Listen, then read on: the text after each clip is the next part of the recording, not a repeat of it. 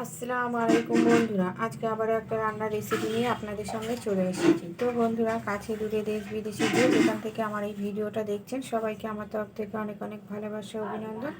নিষেধ kitchen and blog চ্যানেলের তরফ থেকে সবাইকে অনেক অনেক ওয়েলকাম। তো বন্ধুরা, আজকে রেসিপি হলো মাছের রেসিপি।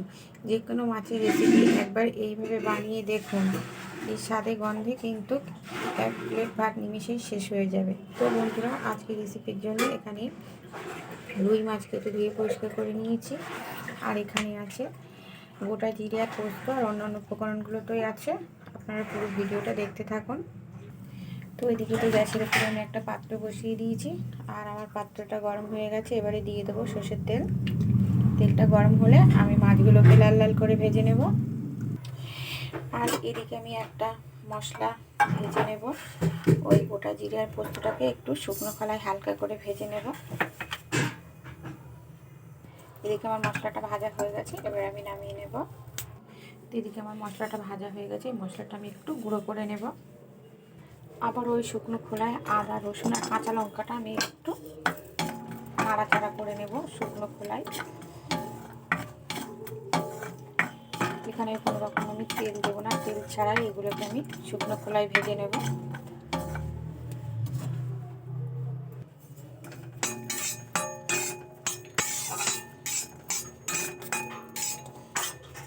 তো আমি এটাকে নামিয়ে নেব, নামিয়ে নিয়ে আমি পেস্ট করে নেব। আর এদিকে আমার মাছটা ভাজটা আমি শুরু করে দিয়েছি। এবার আমি মশলাটা পেস্ট করে নেব, আর এই মশলাটাকে আমি গুঁড়ো করে ফিরে আসছি। এদিকে আমার মাছ ভাজাটা হতে থাকতে হবে। এদিকে আমি মশলাটা গুঁড়ো করে নিয়েছি, এবার এটাকে নামিয়ে নেব। তো এদিকে আমার মাছগুলো ভাজা হয়ে গেছে, মাছগুলোকে আমি এবারে তুলে নেব। তো মাছ ভাজাগুলো তুলে নিয়ে এবার ওই তেলের মধ্যে দিয়ে দেবো ফোড়নের শুকনো লঙ্কা, কালো জিরে। ফোড়নটা আমি একটু নাড়াচাড়া করে নিয়ে এবারে দিয়ে দেবো পেঁয়াজ কুচি।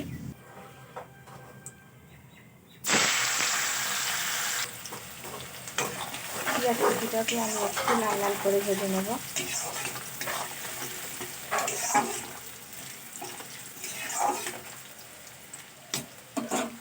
এবারে দিয়ে দেবো টমেটো কুচি। টমেটো কুচি আর পেঁয়াজ আর একটু ভালো করে নাড়াচাড়া করে নেব।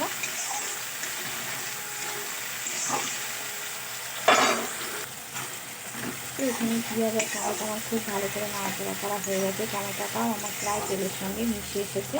এবারে দিয়ে দেবো আমি ওই আদা রসুন আর কাঁচা লঙ্কা যেটা পেস্ট করেছিলাম সেটা এর মধ্যে দিয়ে দেবো। দিয়ে আমি একটু আরও ভালো করে নাড়াচাড়া করে নেব। এরপরে দিয়ে দেবো আমি কিছু গুঁড়ো মশলা। বলতে আমি এখানে দেবো একটু হলুদ গুঁড়ো, আর কালারের জন্য দিয়ে দেবো একটু কাশ্মীরি লঙ্কার গুঁড়ো।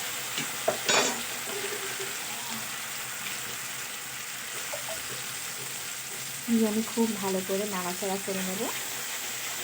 আর যে মিক্সচারটা দিয়ে আমি একটু জল ব্যবহার করবো। মশলাটা আরও একটু ভালো করে আমি কষে নেব। দিয়ে দেবো একটু লবণ।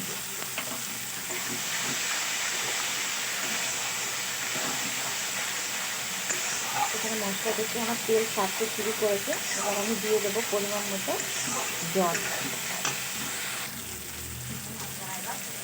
তো পরিমাণ মতো জল দিয়ে দিলাম।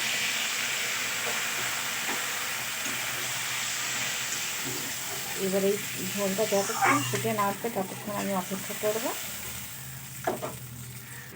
এখানে ঝোলটা আমার খুব ভালো করে ফুটে গেছে। এবার আমি ভেজে রাখা মাছগুলো একে একে দিয়ে দেবো।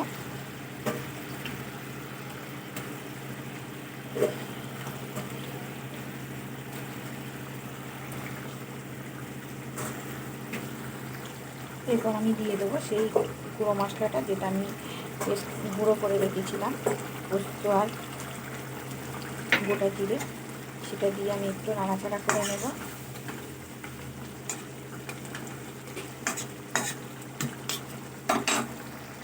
সব শেষে ওপর থেকে ধনেপাতা কুচি ছড়িয়ে দেব।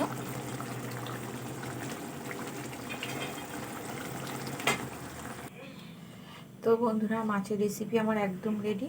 তো যে কোনো মাছের রেসিপি কিন্তু এইভাবে বানালে এর সুগন্ধে কিন্তু এক থালা ভাত নিমেষেই শেষ হয়ে যাবে। তো আমার এই রেসিপিটা দেখার জন্য আপনাদের কাছে অনুরোধ রইল। আর যে যেখান থেকে আমার এই ভিডিওটা দেখছেন সবাইকে আমার তরফ থেকে অনেক অনেক ভালোবাসা, অভিনন্দন। দেখা হচ্ছে অন্য কোনো রেসিপির সঙ্গে। ততক্ষণ ভালো থাকবেন, সুস্থ থাকবেন আর সাবধানে থাকবেন। আর আমার রেসিপিটা যদি আপনাদের ভালো লেগে থাকে তাহলে অবশ্যই লাইক, কমেন্ট, শেয়ার এবং সাবস্ক্রাইব করে আমার পাশে থাকবেন। আজকের মতো আল্লাহ হাফেজ।